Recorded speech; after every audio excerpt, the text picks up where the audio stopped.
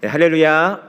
네, 하나님께서 오늘 또 이 예배 가운데 충만한 은혜를 부어 주실 줄로 믿습니다. 자, 우리는 계속해서 열왕기상 말씀을 통하여서 이제 엘리야의 모습을 살펴보고 있습니다. 바라건대 이 열왕기상 말씀을 함께 읽어 나가면서 무엇보다도 엘리야가 예배 가운데 하나님의 은혜를 또 체험하였던 것처럼 우리 모든 사랑하는 여명의 성도님들 이 예배 가운데 주님 만나고 또 주님의 은혜를 체험하실 수 있기를 주님의 이름으로 축복합니다.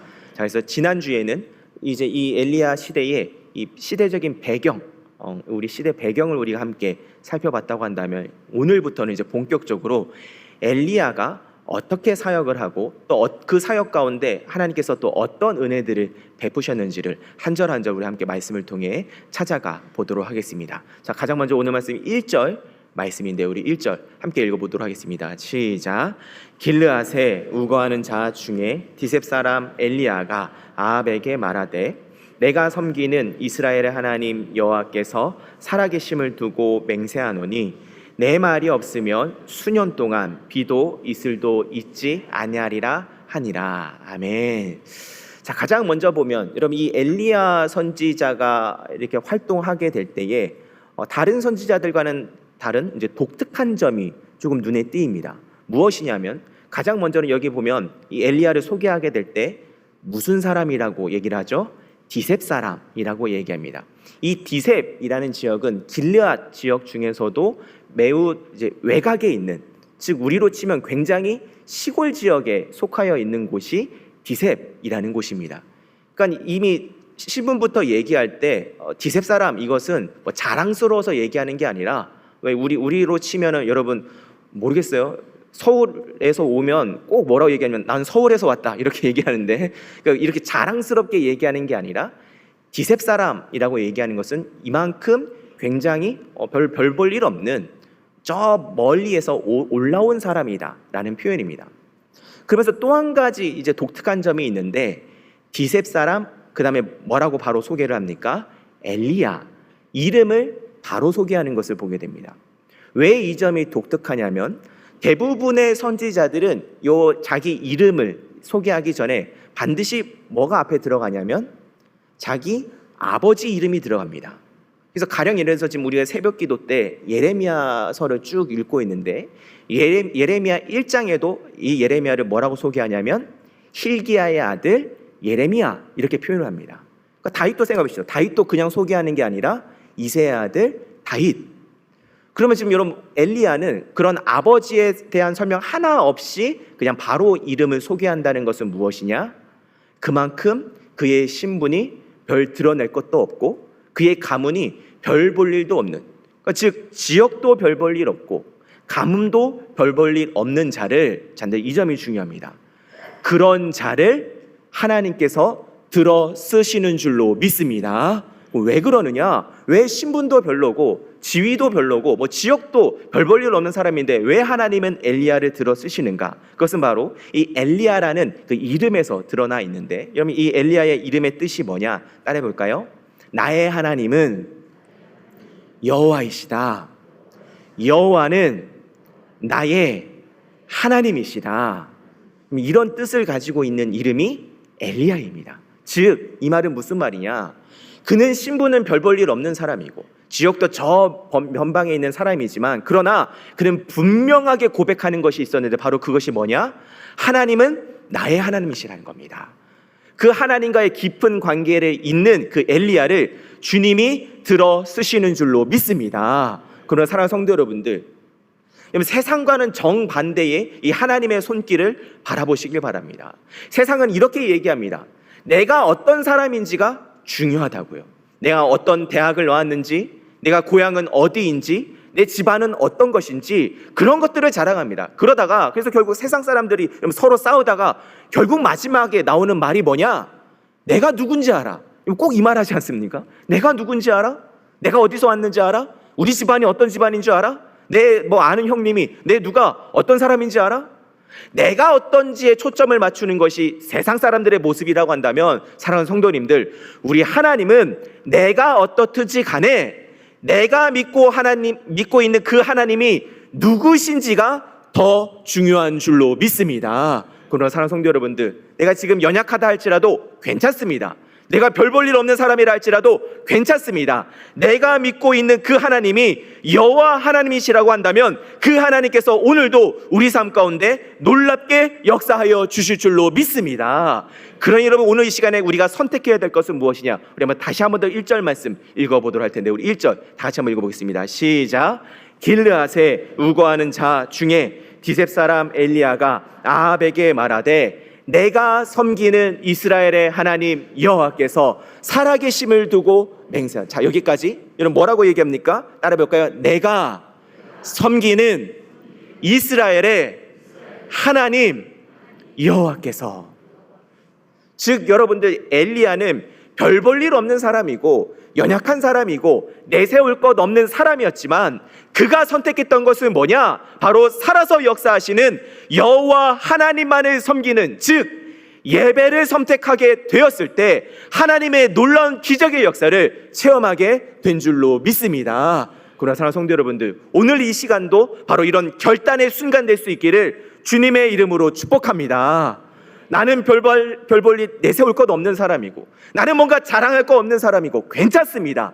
오늘 이 예배 시간대 나는 여호와 하나님만을 예배하겠노라, 나는 여호와 하나님만을 섬기겠노라 결단하게 될 때 주님의 놀라운 역사가 바로 나의 인생 가운데 또 우리 가정 가운데 이루어지게 될 줄로 믿습니다. 자, 그러면 우리가 하나님을 섬기고 하나님을 예배하게 되면 어떤 눈이 뜨이게 되느냐? 오늘 다시 한번 더 1절 말씀을 보면 하나님 여호와께서 살아계심을 두고 맹세하노니, 우리 같이 뒷구절을 함께 읽어볼까요? 자, 시작.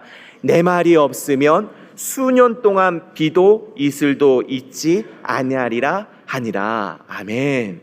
그럼 이 말이 왜 중요하냐면 우리가 지난주에 살펴보았습니다. 분명 이 아합 왕이 하나님을 섬기지 않았던 건 아닙니다. 하나님을 예배하지 않았던 건 아닙니다. 여러분, 이스라엘 역사상 유다도 마찬가지로 다들 하나님을 예배하지 않았던 건 아닙니다. 근데 문제는 뭐였느냐?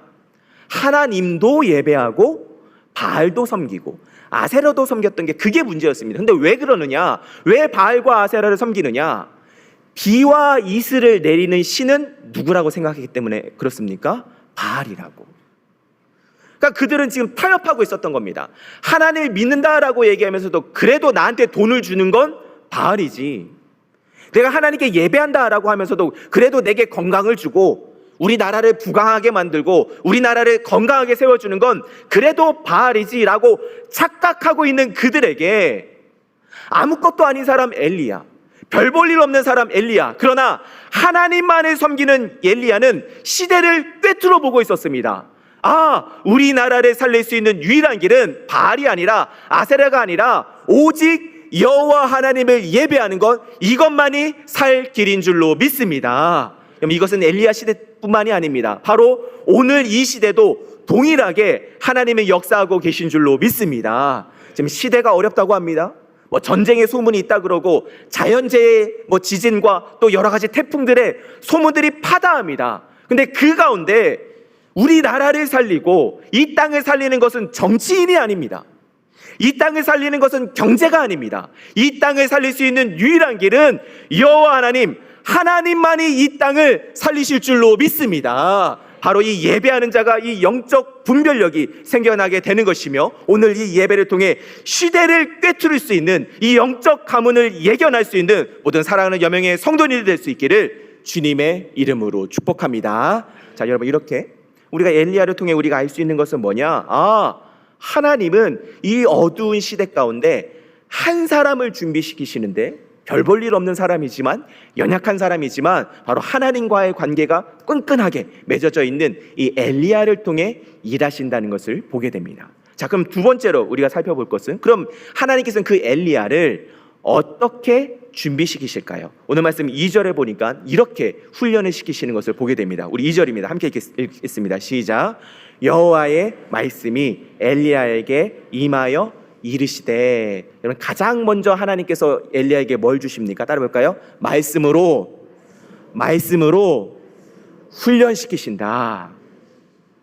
그러면 사랑하는 성도 여러분들, 내가 대단한 일을 하기 이전에 내가 먼저 이 나라를 어떻게 바꾸지, 이 나라를 어떻게 세우지, 우리 가정을 어떻게 바꾸지, 이 이전에 가장 먼저 말씀으로 훈련 받으실 수 있기를 주님의 이름으로 축복합니다. 여러분, 이제 남은 하반기 얼마 남지 않았습니다.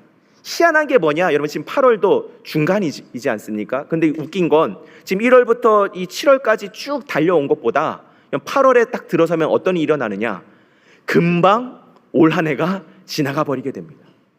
그러니까 1년도 얼마 남지 않은 겁니다. 그럼 이 얼마 남지 않은 1년 동안 여러분, 우리가 집중해야 될 것은 무엇이냐? 하나님의 말씀으로 훈련받는 자리로 나오실 수 있기를 주님의 이름으로 축복합니다.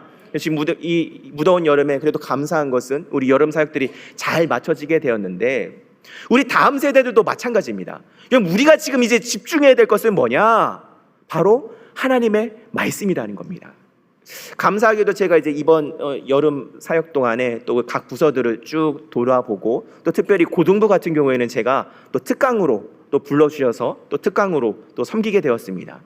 근데 조금 이제 아쉬운 건 있었습니다. 뭐냐? 이제 다른 선생님들은 이제 재밌는 거를 막 이렇게 주제로 주시더라고요. 뭐 크리스천의 연애, 뭐 나의 비전, 뭐 친구에게 복음 전하기, 이거 재밌지 않겠습니까? 근데 저한테 주제를 뭘 주느냐? 이단이란 무엇인가? 교파란 무엇인가? 굉장히 재미없는 주제를 저한테 주셨는데, 근데 감사한 건 제가 뭐였냐면, 제가 이제 준비를 하면서도 고민이었던 게, 이렇게 재미없는 걸 우리 친구들이 좋아할까? 청소년들이 좋아할까? 근데 웬걸요? 제가 강의를 하면서 느낀 게 있는데 뭐냐? 우리 청소년들이 오히려 더 말씀에 대한 갈급함이 있고, 제대로 된 신앙에 대한 갈급함이 있고, 말씀에 대한 갈급함이 있더라는 것입니다. 그러니까 여러분들 지금 뭐 세상 사람들은 뭐 교회가 문제다, 다음 세대가 없어진다, 그래서 그 다음 세대를 뭐 끌어들이기 위해서 무슨 뭐 대단한 레크레이션을 준비하고, 뭐 유명한 연예인들을 초대를 하고, 무슨 뭐 이런 시스템을 바꿔야 된다라고 얘기하는데, 아니요 여러분들, 가장 먼저 우리 가운데 세워져야 될 것은 말씀으로 훈련받는 일이 우리 교회 가운데, 그리고 특별히 다음 세대 가운데 이루어져야 될 줄로 믿습니다. 사랑하는 성도 여러분들, 다른 무엇보다도 이제 남은 하반기 동안에는 말씀으로 훈련받는 그 자리로 나아가실 수 있기를 주님의 이름으로 축복합니다. 자, 그러면 하나님께서 먼저 이 엘리야를 준비시키시면서 먼저는 말씀으로 그를 훈련시키십니다. 자, 근데 두 번째는, 그럼 그 말씀이 어떤 말씀인가? 오늘 말씀 3절에 보니까 이런 말씀을 얘기하시죠. 같이 한번 읽어볼게요. 자, 시작. 너는 여기서 떠나 동쪽으로 가서 요다나 그릿 시냇가에 숨고. 아멘.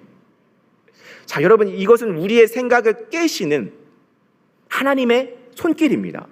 여러분, 우리가 한번 생각해 보십시오.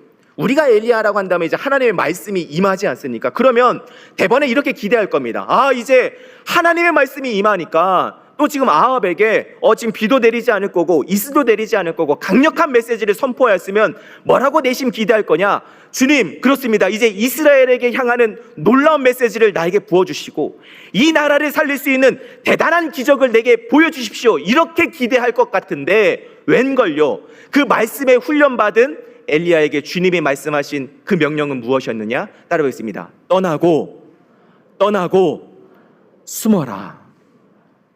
우리의 기대를 완전히 깨는 하나님의 명령이라는 겁니다. 그러니까 여러분, 우리가 생각해 볼 것은 뭐냐? 우리는 하나님의 말씀으로 훈련받으면 대번에 기대하는 게 뭐냐면, 하나님이 나를 통해 엄청난 일을 하시겠지? 근데 천만에요. 하나님이 때론 우리를 어떤 자리로 이끌어 가시느냐? 떠나야 되는 자리, 그리고 숨어야 하는 자리로 이끄실 수 있다는 겁니다. 우리에게 한번 적용해 볼까요? 내가 직장에서 뭐 본의 아니게 직장을 이제 퇴사하게 되었습니다. 그래서 하나님께 기도하는 겁니다. 하나님, 내가 이제 앞으로 어떤 회사를 들어가야 될까요? 하나님, 내가 이제 회사에 들어간다면 하나님의 영광 높여드리겠습니다. 그런 기도를 드리면서 이제 그 취업을 준비하는 기간 동안에 말씀으로 훈련을 받는 겁니다. 잘하는 겁니다. 예배로 하나님을 섬기는 겁니다. 잘하는 거죠. 그래서 기도 가운데 응답으로 이제 직장에 들어갔다고 한다면, 여러분, 우리가 지금 기대하는 건 뭡니까? 이제 직장에 들어갔으니 이제 그 직장에서 하나님의 이름을 높여야지, 내 정말 거기서 두각을 드러내면서 하나님의 복음을 증거해야지. 우리는 그렇게 기대하는데, 때로는 하나님이 우리를 어디로 인도하시느냐? 직장에 들어간 지 얼마 되지도 않았는데 내가 나가야 되는 이런 일이 일어나고, 또 어떤 경우에는 직장 상사가 나를 왕따시키거나 괴롭히는 그런 이해되지 않는 일들이 일어나게 되더라는 것입니다. 이게 참 놀라운 신비고 하나님의 우리를 이끌어 가시는 손길의 놀라움이라는 겁니다. 자, 그런데 그러면서 자 보십시오. 지금 하나님이 엘리야를 어떻게 훈련시키시는지, 먼저는 말씀으로 훈련시키시고 그다음 떠나게 하시고 숨게 하시면서 그를 훈련시키시다가 여러분 이걸로 끝나지가 않습니다. 또 어떻게 훈련을 시키시느냐? 4절 말씀인데 우리 4절 같이 한번 읽어보겠습니다. 시작. 그 시냇물을 마시라. 내가 까마귀들에게 명령하여 거기서 너를 먹이게 하리라. 아멘.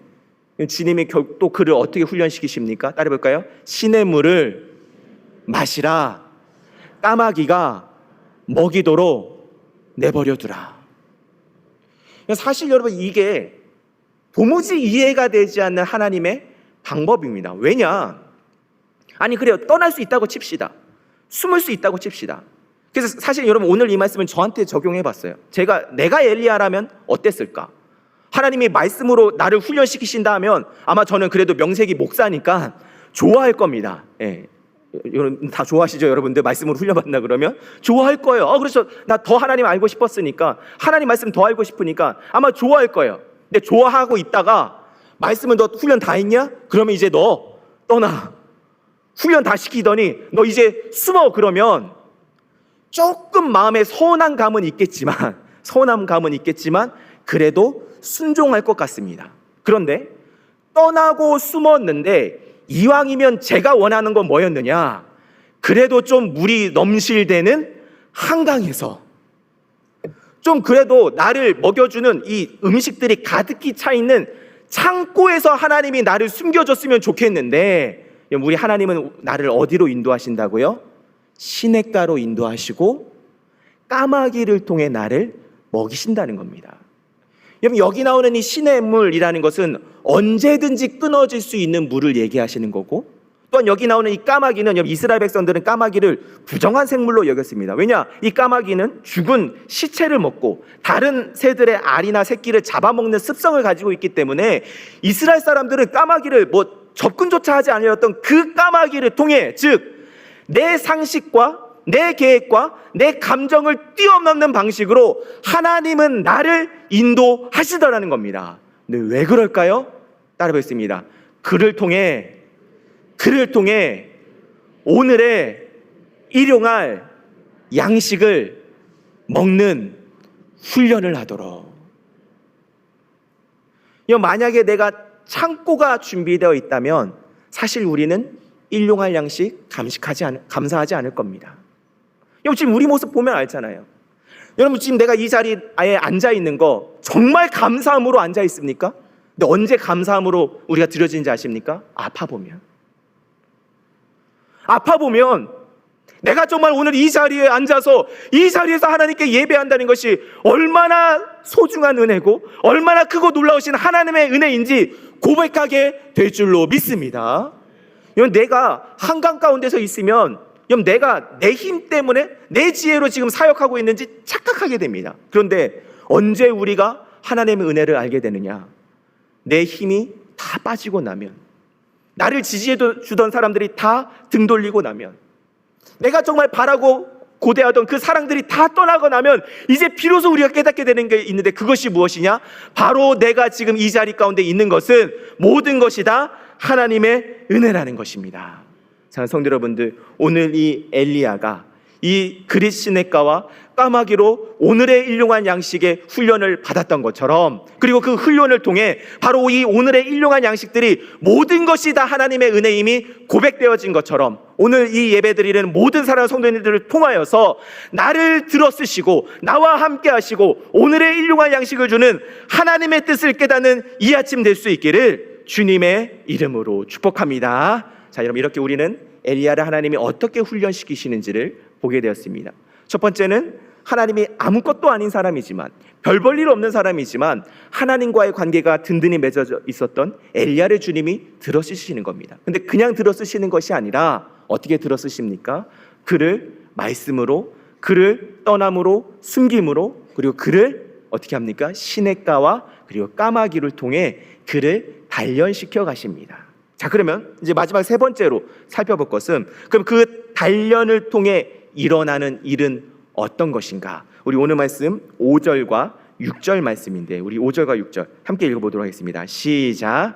그가 여호와의 말씀과 같이하여 곧 가서 요단 앞 그릿 시냇가에 머물매. 6절. 까마귀들이 아침에도 떡과 고기를, 저녁에도 떡과 고기를 가져왔고 그가 시냇물을 마셨으나. 아멘. 성도 여러분들, 하나님께서 엘리야를 훈련시키시면서 그 하나님의 은혜를 어떤 자가 누리게 되느냐, 따라 뵙습니다. 말씀에 순종하는 자가 하나님 은혜를 체험한다. 여러분, 바로 하나님의 은혜를 체험하는 일이 오늘 이 예배 자리에도 일어날 수 있기를 주님의 이름으로 축복합니다. 이게 바로 은혜 받는 비결입니다. 엘리야도 지금 다 이해가 돼서 순종하는 것이 아닙니다.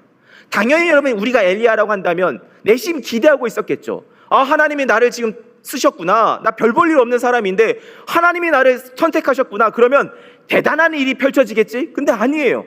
계속 말씀으로 훈련시키시고, 말씀 훈련 끝났다라고 생각하면 나를 숨기시고, 그 숨기신 자리에서 계속 시냇물을 먹이시고 까마귀로 먹이시는데, 그가 이해돼서, 그가 납득이 돼서 이 자리에 가는 것이 아니라 하나님 말씀에 순종하게 되니 여러분, 가뭄 가운데도 생명을 이어가게 되는 놀라운 은혜를 누리게 되었던 것처럼, 사랑하는 성도 여러분들, 오늘 이 자리 가운데 말씀이 다 이해돼서가 아니라, 내가 이 모든 상황들을 알아서가 아니라 오직 하나님의 말씀을 순종함으로 말미암아 오늘 부어주시는 하나님의 은혜를 경험하실 수 있기를 주님의 이름으로 축복합니다.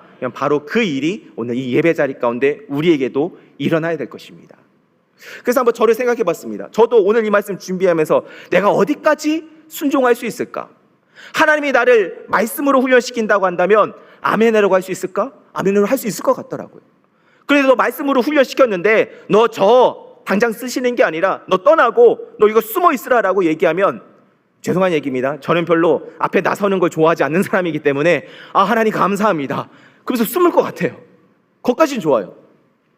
세 번째 단계로 너를 그래 시냇가로 먹여줄게, 너를 까마귀로 먹여줄게 하면 속으론 조금 불안하겠지만, 속으로는 불안은 하겠지만, 아, 그래도 먹이신다는데 그래도 순종할 것 같아요. 그래서 제가 오늘 이 말씀 준비하면서, 그래 하나님, 정말 제가 하나님 말씀에 순종함으로 이렇게 나아갈게요 라고 주님께 얘기하는데, 근데 문제는 뭐냐? 바로 그 순종의 다음 단계가 있더라는 겁니다. 우리 오늘 말씀 7절 말씀인데, 우리 7절 같이 읽겠습니다. 시작. 땅에 비가 내리지 아니하므로 얼마 후에 그 시내가.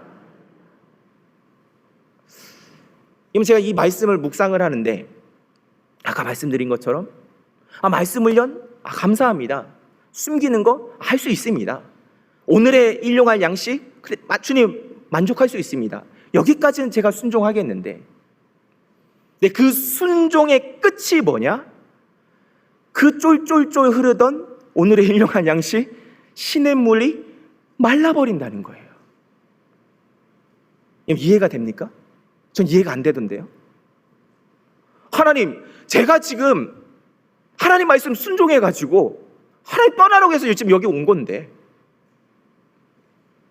내가 저 강가, 넓은 한강 같은 곳도 갈 수 있지만, 내 힘으로 양떼 먹일 수 있고 내 힘으로 살 수 있지만, 하나님이 까마귀 의지하라고 하니까, 하나님이 시냇물로 먹이시라고 한다니까 내가 여기까지 순종했는데, 근데 그 순종의 다음 단계가 뭡니까? 시냇물이 말라버리는 것이에요. 도무지 이해가 안 되더라고요. 대체 하나님은 나를 어떻게 하시려는가? 근데 제가 이런 묵상을 하던 중에 하루는 이제 우리 사역자들이 같이 식사를 하게 된 시간이 있었습니다. 이제 사역자들 부부가 같이, 보통은 이제 우리 목사님들랑 같이 먹는데, 그날은 이제 부부가 같이 먹게 되었어요. 그런데 이제 여러분 알다시피 우리 청년부 담당하고 있는 임동준 강도사님이 아기가 어립니다.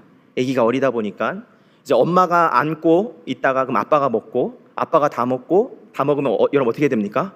아빠 혼자 계속 먹어야 되겠어요? 아니잖아요. 이제 애를 아빠가 맡고 엄마가 먹어야 되는데, 애가 아빠한테 가니까 울더라고요. 막 우는 거예요.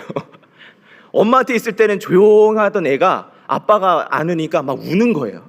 그래서 이 강사님이 어떻게 하느냐, 아빠가 어떻게 하느냐, 애를 재우려고 갖은 애를 쓰다가 이런 손수건 같은 걸로 천 가지고 얼굴을 덮어버리더라고요. 덮어가지고 얼굴을 못 보게 하니까 애가 잠잠해지는 거예요. 그래서 애가 잠들었나 싶어가지고 딱 천을 올리는 순간 눈이 딱 마주치는 겁니다. 그래 애가 이제 막 울기 시작하는 거예요. 왜요? 엄마가 아니라는 거죠. 그 모습을 보면서 문득 제가 깨달은 게 있는데, 저 아기 모습이 이게 내 모습이 아닌가 싶은 거예요.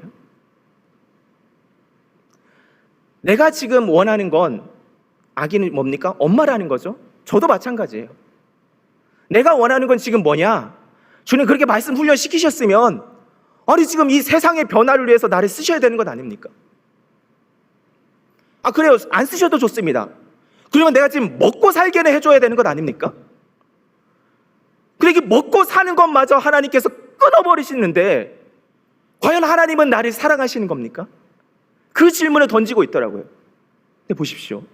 이 아이를 안고 있는 엄마와 아빠가 그 사랑이 변한 적이 있습니까? 한 번도 변한 적이 없습니다. 우리 아버지는 끝까지 이 아이를 사랑하고 있는 줄로 믿습니다. 우리도 마찬가지입니다. 내가 원하는 삶의 현장이 펼쳐지지 않는다고 해서, 내가 원하는 기도의 응답이 이루어지지 않는다고 해서 하나님의 사랑은 변하지 않은 겁니다. 그러면 왜 시냇가가 마른 것이냐? 그 이유는 한 가지입니다. 저를 한번 따라하겠습니다. 하나님은 새로운 사명의 자리를 여시더라. 무엇을 여신다고요? 새로운 사명의 자리를. 지금 당장에 봤을 때는 내가 먹어야 될 시냇물이 없어지는 것 같습니다. 지금 당장에 봤을 때는 내 인생에 위기가 찾아온 것 같습니다. 근데 놀라운 것은 이 시냇가가 마르면서 이제 뒤에 우리가 살펴보겠지만 이제 엘리야는 이 그릿 시냇가를 떠나 이방 땅 사르밧으로 걸음을 옮깁니다. 그리고 거기에서 더 놀라우신 하나님의 은혜를 체험하고 심지어는 죽었던 생명까지도 살리는 놀라운 하나님의 능력을 체험하게 되는 줄로 믿습니다. 바로 이것입니다. 하나님이 때로는 우리가 이 시냇물이 말라가는 이 지경까지 우리를 이끌 수도 있습니다. 때로는 내 생각으로 도저히 이해되지 않는 이 삶의 자리로 우리를 이끄실 때도 있습니다. 그러나 그때도 우리가 소망하는 것은 무엇이냐? 나보다 더 나를 잘 아시고 나를 가장 사랑하시는 그 주님께서 새로운 사명의 자리로 우리를 불러주고 계신 줄로 믿습니다. 그렇기 때문에 우리는 주님을 의지할 수밖에 없는 것이고, 그렇기 때문에 오늘 우리는 이 예배를 포기할 수 없는 줄로 믿습니다. 오늘 이 예배 자리에서 살아서 역사하시는 주님을 경험하실 수 있기를 주님의 이름으로 축복합니다. 말씀을 정리하면서 이 은혜를 누렸던 한 사람을 여러분들에게 소개시켜드리고 말씀을 정리하도록 하겠습니다. 바로 여러분 일본 분이신데 미우라 아요코라는 작가입니다. 이분은 바로 일본을 대표하는 작가 빙점의 저자인데, 우리는 이 사람 베스트셀러를 썼으니까 또 대단한 또 소설가니까 우리는 그렇게만 알고 있습니다. 근데 그녀는 인생의 가장 아름다운 시기인 24살부터 폐결핵과 척추질환으로 쓰러져야만 했습니다. 그래서 무려 13년 동안을 병상에 누워서 천장만 바라보며 살면서 매일 각혈을 하며 피를 토해내면서 생과 죽음의 경계선에 서 있어야 됐습니다. 그를 괴롭히는 가장 큰 의문은 뭐였느냐? 내가 이런 세상에 도움도 안 되는 내가 살아도 좋은 것일까? 근데 하나님은 어떻게 하셨느냐? 한 목회자를 그녀에게 붙여주셔서 당신은 당신의 사명이 있는 동안 살아있는 겁니다. 하나님은 쓸모없는 존재를 만드신 분이 아닙니다 라는 이 말 한마디가 절망의 수렁텅이에 있던 그녀를 건져내서 예수님을 만나게 하시고, 그리고 병상에서 평생의 동역자인 남편을 만나면서 그 남편과의 일들, 또 남편과의 생각, 그 사랑을 받으면서 쓴 작품이 바로 세계적인 작품인 빙점을 쓰게 되는 원동력이 될 수 있던 것입니다. 그래서 그녀는 그 고난 가운데 이런 시를 남겼습니다. 아프지 않으면 드리지 못할 기도가 있다. 아프지 않으면 듣지 못한 말씀이 있다. 아프지 않으면 접근하지 못할 장소가 있다. 아프지 않으면 우러러 뵙지 못할 얼굴이 있다. 아프지 않으면 나는 인간일 수 없다. 사랑하는 성도 여러분들, 하나님은 우리를 들어 쓰시기 전에 먼저 고난을 통과하게 하십니다. 요셉을 총리로 세우시기 전에 먼저 감옥으로 보내셨고, 모세를 지도자로 사용하시기 전에 먼저 광야로 보내십니다. 오늘 엘리야를 들어 쓰시기 전에 먼저 그리 시냇가와 심지어는 그 시냇까지 마르게 하십니다. 그러나 그 가운데서 우리가 발견하는 것은, 사랑하는 성도 여러분들, 하나님은 그 위기를 통해 우리의 믿음을 더욱더 깊게 만들어 가시는 줄로 믿습니다. 하나님은 그 고난을 통해 우리의 기도를 넓혀 주시는 줄로 믿습니다. 하나님은 그 어둠을 통해 우리의 새로운 사명을 발견하게 하실 줄로 믿습니다. 믿음으로 하나님의 역사를 바라보며 오늘 또한 예배 자리에 서는 모든 사랑하는 성도님들 될 수 있기를 주님의 이름으로 축복합니다. 이 시간 같이 함께 찬양하고 함께 기도하도록 하겠습니다.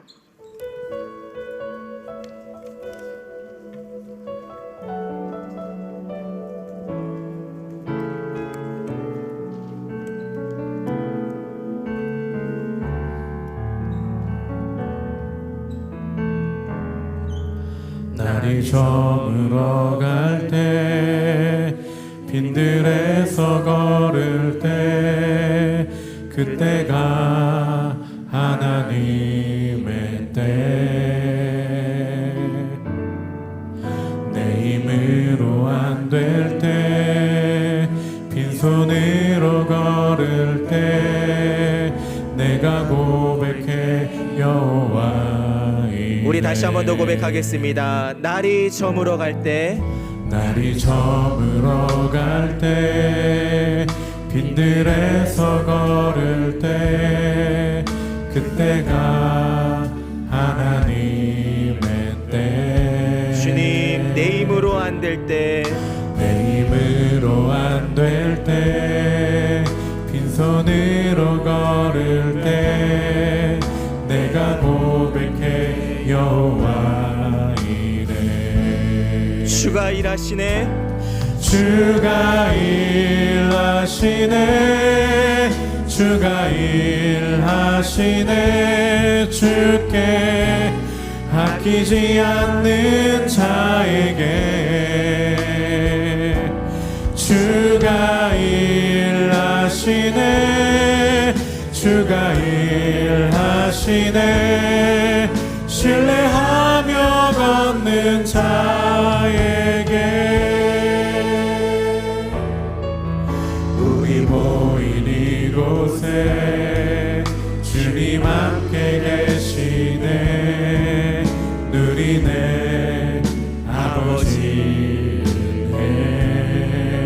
적은 떡과 물고기, 적은 떡과 물고기, 내 모든 걸 드릴 때 모두 고백해 여호와. 우리 다 같이 믿음으로 고백하겠습니다. 주가 일하시네, 주가 일하시네, 주가 일하시네.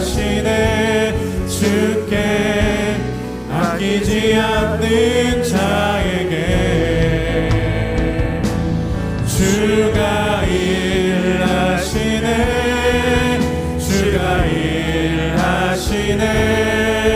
신뢰하며 걷는 자에게 주가 일하시네, 주가 일하시네, 주가 일하시네. 주께 아끼지 않는 자에게 주가 일하시네, 주가 일하시네. 신뢰하며 걷는 자에게 보라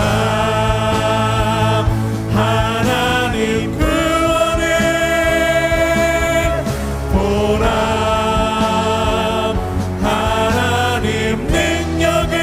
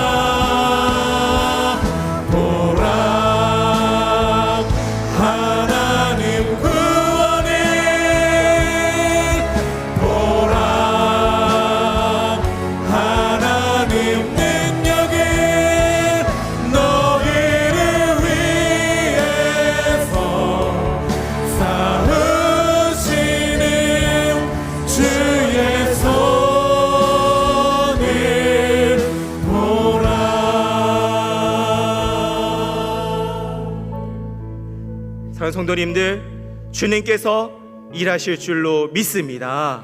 오늘 이 시간에 합심해서 기도할 때 주여 우리 가정 가운데 주님의 일하심을 보게 하여 주시옵소서. 이 나라 가운데 주님의 일하심을 보게 하여 주시옵소서. 그리고 또 한 가지 여러분 기도 제목이 있습니다. 바로 우리 일본 교회를 위해서도 함께 기도해 주시길 바랍니다. 어제 우리가 함께 집회를 하게 될 때 우리 쇼 목사님께서 우리에게 부탁한 것이 있습니다. 우리 일본 교회를 위해서 기도해 달라고 부탁하셨습니다. 여기 지금 앉아 있는 우리 일본 청소년들이 많은데 일본은 지금 기독교 인구가 1%도 채 되지 않기 때문에 이들은 예수님을 믿는다는 이유로 따돌림을 당해야 되고 이지매를 당해야 되고 예수님 믿는다는 것 때문에 얼마나 많이 손해를 봐야 되는 것들이 많은지 모릅니다. 그래서 그 마음 가운데 상처와 신의 물마저 말려버린 이 상황 가운데 절망 가운데 있는 것이 일본 교회지만, 그러나 하나님의 말씀에 매이지 않는 능력이 있으시기에 하나님의 말씀의 능력이 저 일본 땅 가운데서도 일어나게 될 줄로 믿습니다. 주여 말씀의 능력이 우리 이 한국과 일본 땅 가운데 가득히 넘쳐나게 하여 주시옵시고, 바로 그 일에 우리 여명교회와 구배 그리스도 영광교회가 주님이 사용하시는 교회가 될 수 있게 해달라고 우리 함께 합심해서 통성으로 부르짖어 기도하겠습니다. 같이 기도하겠습니다. 사랑해 주님, 이 시간 하나님의 능력을 의지함으로 우리가 세워지게 되어 원합니다.